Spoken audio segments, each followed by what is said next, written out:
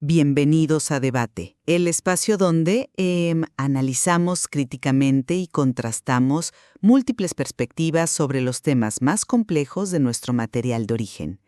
Imagina que te vas a dormir, no sé, digamos a las 11 de la noche, Ajá. y dejas a tu computadora asignada a un problema de arquitectura de software de esos que tu equipo humano no pudo resolver en una semana entera. Un dolor de cabeza clásico, claro. Exacto. Pero cuando despiertas a las 7 de la mañana, la máquina no solo escribió el código, se equivocó, leyó sus propios registros de error en la terminal, dedujo por qué falló, reescribió la lógica central, se corrigió a sí misma como 3 veces y finalmente implementó la solución con éxito en tu servidor. Que suena a ciencia ficción para muchos, ¿no? De abril de 2026 y nuestra atención se centra en un evento que acaba de sacudir las fundaciones del ecosistema de inteligencia artificial, el lanzamiento de Cloud Opus 4.7. Así es. La pregunta central que guía nuestro análisis de hoy y que creo que es fundamental para el futuro del trabajo es esta.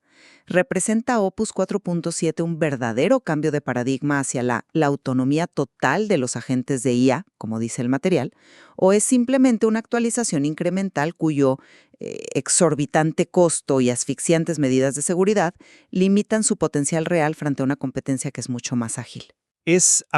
Es la interrogante que define si esta tecnología se convierte en la columna vertebral de la industria corporativa o si termina siendo un juguete carísimo para unos pocos laboratorios, ¿verdad? Totalmente. Para establecer nuestros puntos de partida, yo sostengo firmemente que la combinación de un razonamiento híbrido profundo, la capacidad demostrada de operar de manera autónoma por más de 14 horas continuas y, muy importante, la arquitectura de seguridad constitucional de Opus 4.7 marcan el inicio oficial de una nueva era. O sea, estamos viendo por primera vez agentes de software en los que realmente podemos delegar tareas de principio a fin, sin tener que estar ahí mirando. Bueno, y yo argumento que cuando miras fríamente los números, los datos duros, una mejora del 10 al 15% en las métricas de éxito no justifica bajo ninguna circunstancia los costos prohibitivos de este modelo. Más aún, sugiero que este enfoque excesivamente conservador de Anthropic está de hecho sofocando la innovación bruta y dejando el terreno completamente abierto para que sus rivales directos dominen el mercado real. Claro, esa es la visión escéptica tradicional, pero desde mi perspectiva, el error que comete la mayoría de la industria al evaluar a Opus 4.7 es mirarlo a través del lente de las versiones anteriores, ¿sabes? ¿A qué te refieres exactamente? A que no estamos viendo una simple optimización de parámetros. O sea, el material de origen detalla una implementación sumamente sofisticada de razonamiento híbrido.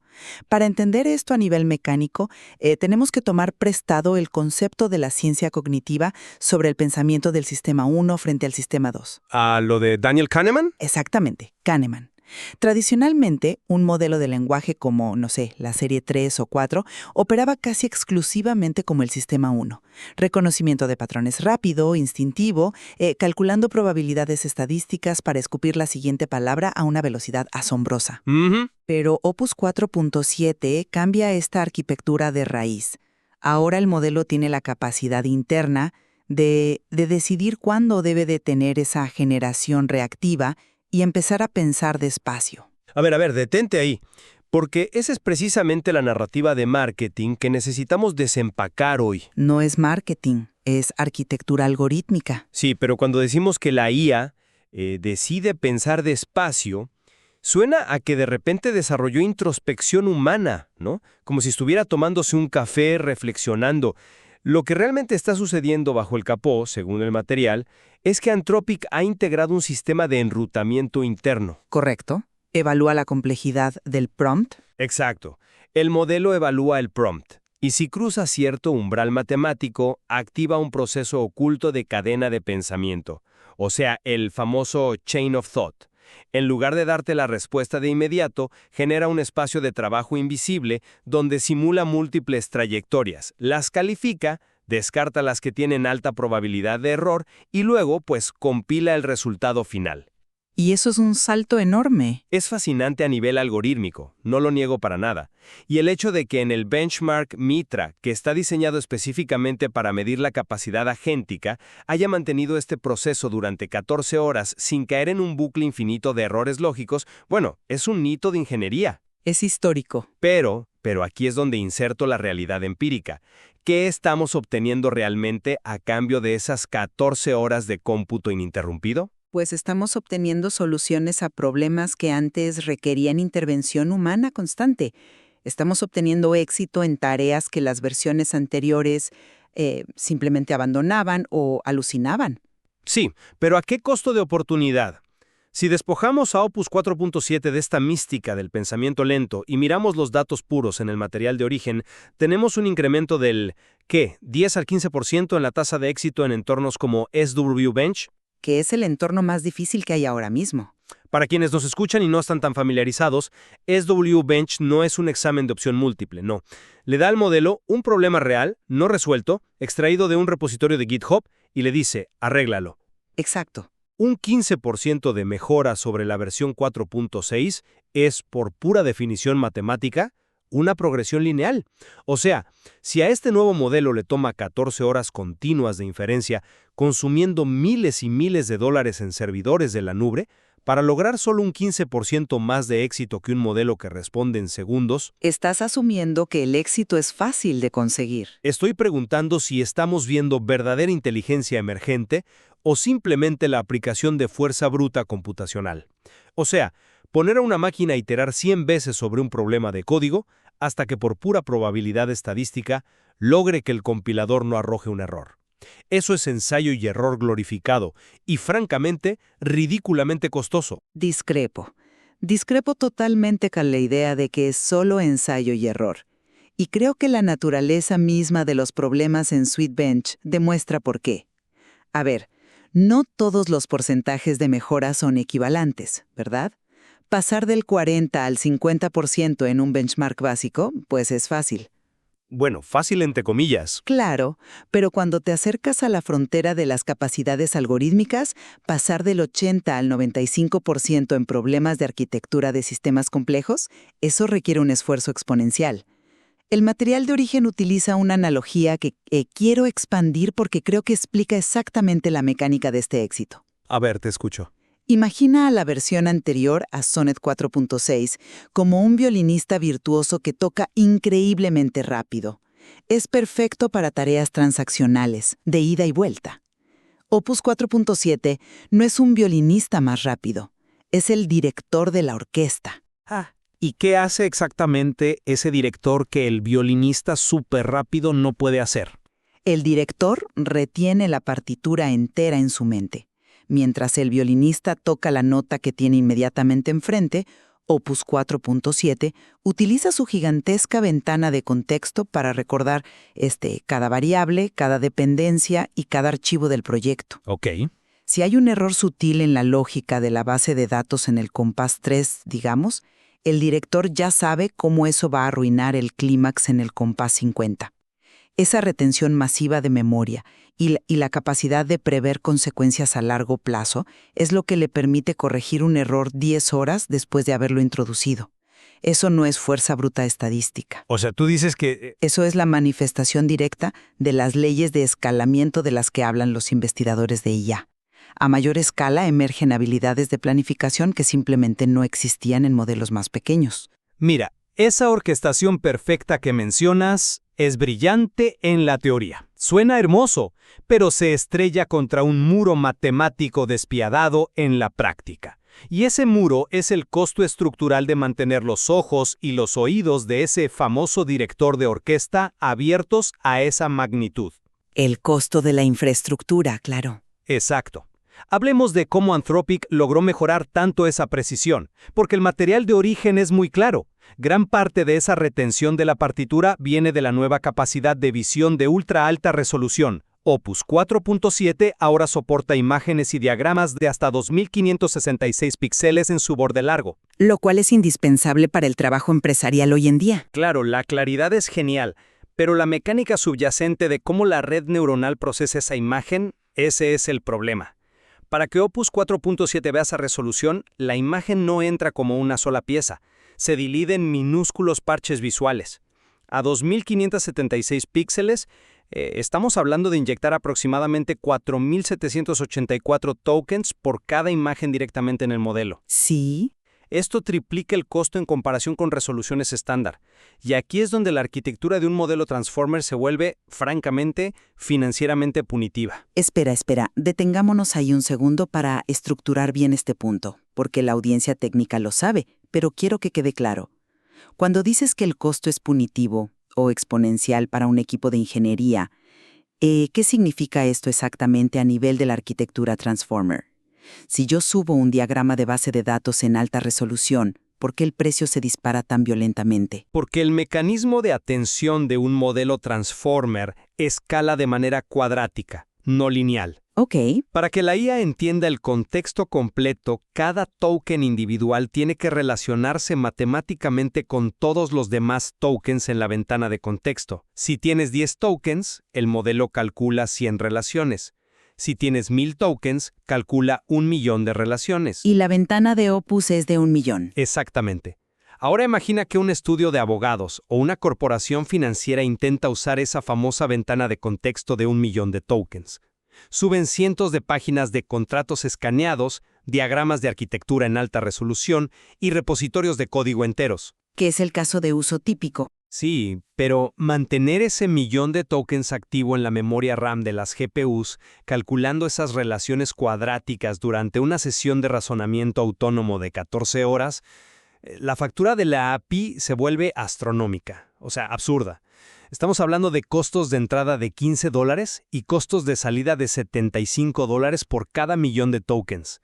Es un modelo premium, sin duda. Es que en el vacío de un laboratorio de pruebas es un logro científico espectacular. Pero en el mundo real, fuera del alcance de las 5 grandes empresas tecnológicas, hacer análisis masivo con estas herramientas quebra el presupuesto de casi cualquier departamento de ingeniería estándar. A ver, esa es una lectura puramente transaccional del costo tecnológico. Y creo, sinceramente, que ignora completamente el concepto de retorno de inversión corporativo. O sea, tienes razón en la matemática pura. Procesar esa densidad de información es exponencialmente más caro. Los números no mienten. No mienten. Pero te pregunto, ¿por qué es necesaria esa densidad?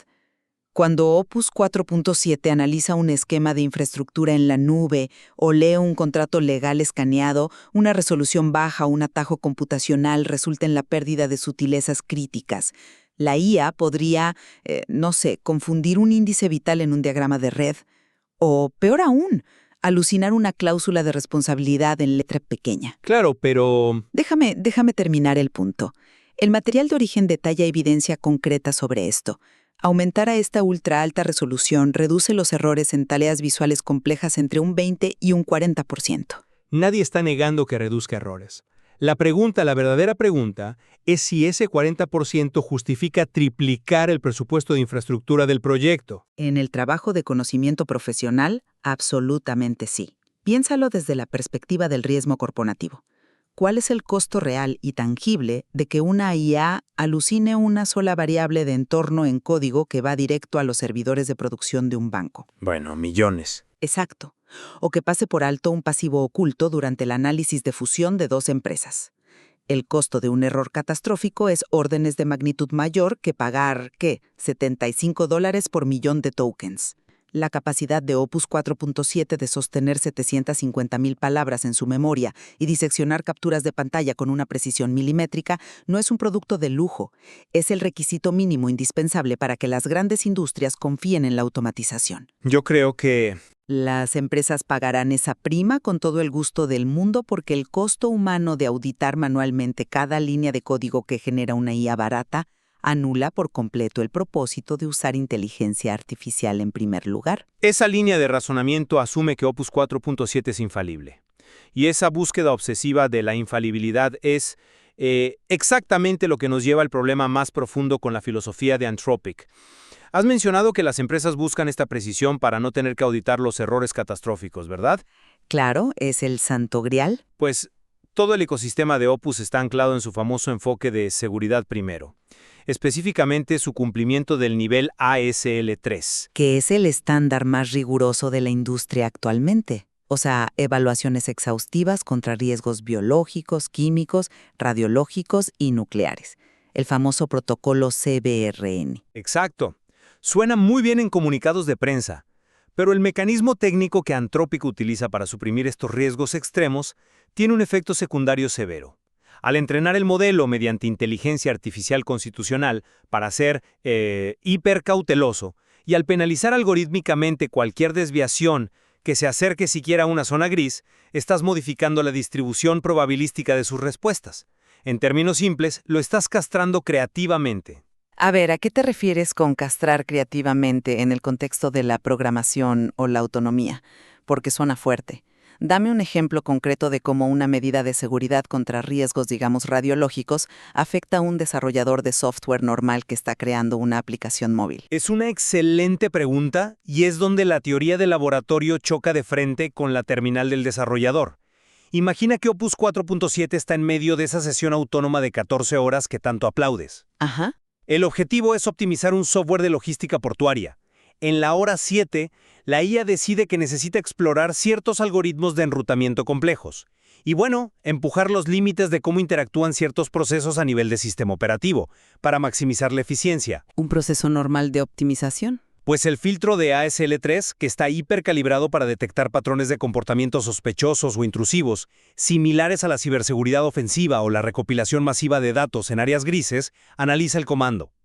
El subproceso interno levanta una falsa bandera de seguridad constitucional, asumiendo que el modelo podría estar intentando un comportamiento no autorizado o peligroso. Ok, entiendo para dónde vas. ¿Y cuál es el resultado? Que la IA detiene en seco la ejecución, se niega a procesar el código y aborta la operación completa. Esas 14 horas de progreso se convierten en parálisis total simplemente porque el modelo tuvo miedo de su propia sombra algorítmica. Mira, yo entiendo la frustración teórica de una falsa bandera en el desarrollo, pero No es solo teórico, es el día a día. Mientras Anthropic se obsesiona con mantener la tasa de alucinaciones en un cero absoluto artificial, la verdadera carrera por la capacidad agéntica exige modelos dispuestos a tomar riesgos, o sea, a explorar rutas no convencionales, a cometer errores rápidos y recuperarse de ellos. Los ingenieros humanos más brillantes rompen cosas todo el tiempo durante la fase de prototipado. rompen cosas, sí. Es la esencia misma de la innovación de Silicon Valley. Competidores como la serie Gemini de Google o los modelos de OpenAI e incluso los rumores sobre un Cloud Mythos enfocado en creatividad bruta están apuntando a esto. ¿De qué le sirve a un equipo de desarrollo un agente técnicamente perfecto y súper seguro si se paraliza ante la más mínima ambigüedad? Ese conservadurismo institucional no es una característica de seguridad a esta escala, es una desventaja competitiva masiva.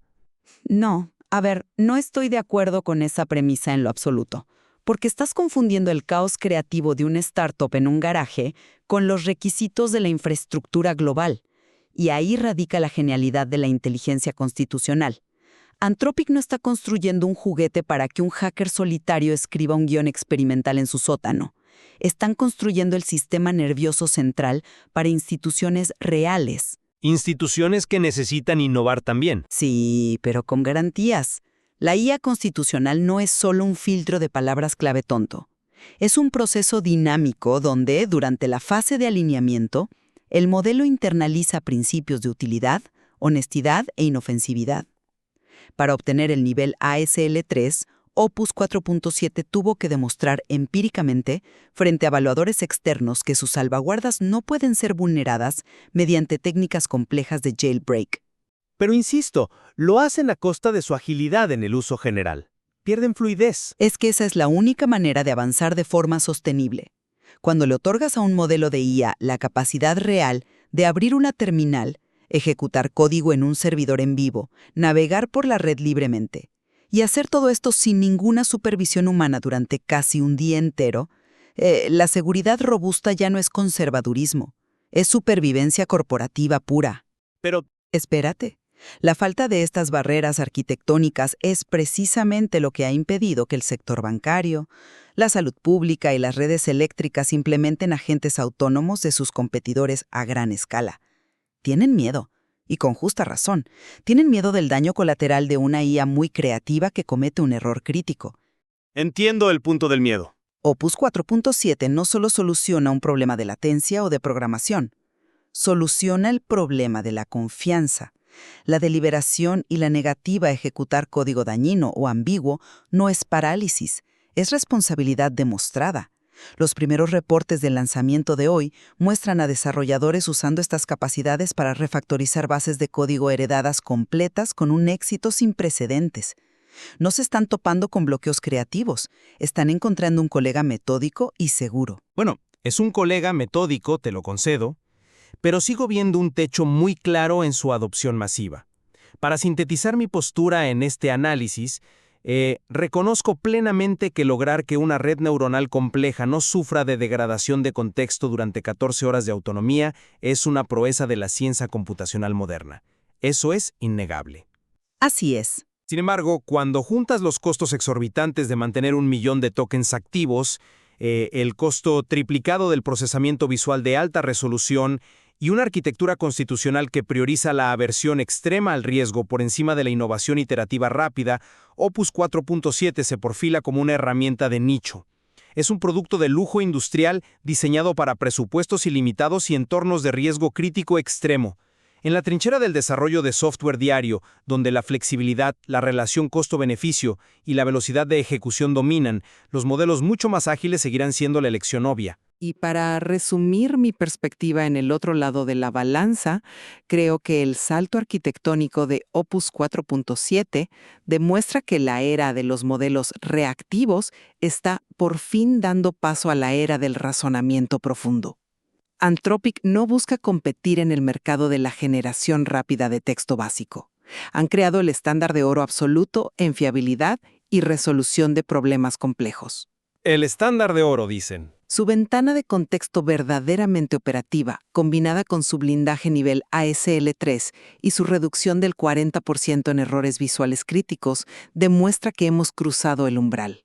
Por fin tenemos a nuestra disposición agentes de software a los que podemos delegar tareas profundas, complejas y de misión crítica, sabiendo que el trabajo se hará con la precisión de un experto humano. Creo que, independientemente de en qué lado del argumento nos situemos hoy, hay un punto de convergencia innegable entre ambos. La mecánica de mantener esa inmensa ventana de memoria operativa y obligar a que la atención transformer no colapse bajo su propio peso matemático a resoluciones de 2576 píxeles, obliga a la industria entera a reaccionar. Totalmente de acuerdo. OpenAI, Google, xAI, todos tendrán que ajustar sus infraestructuras para igualar este nivel de fiabilidad, incluso si optan por arquitecturas de seguridad menos restrictivas. Anthropic acaba de elevar drásticamente el piso de lo que el mundo corporativo considerará aceptable de ahora en adelante. Completamente cierto. Este lanzamiento encapsula maravillosamente la gran tensión de nuestro momento tecnológico. Por un lado, el impulso natural hacia una innovación sin frenos, rápida, dispuesta a romper cosas para avanzar. Y por el otro, el diseño meticuloso, intencional y fuertemente regulado de una inteligencia artificial en la que realmente se pueda confiar a ciegas. Es una dicotomía fascinante. A quienes nos escuchan, los invito a reflexionar sobre qué es lo que más valoran en la automatización de sus propios flujos de trabajo. ¿Están dispuestos a pagar el peaje económico y temporal por la precisión clínica y la seguridad inquebrantable de este nuevo director de orquesta? ¿O seguirán prefiriendo la agilidad reactiva de los modelos más veloces y económicos? Es la decisión estratégica que va a definir a las empresas de software en los próximos meses. Para aquellos que deseen adentrarse en los detalles empíricos, nuestro material de origen ofrece un desglose fenomenal sobre la metodología detrás del benchmark MedTry y cómo el Alignment Research Center evalúa las salvaguardas constitucionales. Hay muchísima ciencia dura respaldando el intercambio que tuvimos hoy. Así es. Al final del día, parece que estamos aprendiendo una nueva cadencia en nuestra relación con las máquinas. Hemos pasado años exigiendo inmediatez absoluta de nuestros algoritmos, pero al observar a Opus 4.7 reescribir pacientemente un repositorio entero en el silencio de la madrugada, nos damos cuenta de que, tal vez, la verdadera marca de la inteligencia avanzada no sea la velocidad con la que responde, sino la profundidad con la que sabe pensar despacio. Hasta la próxima.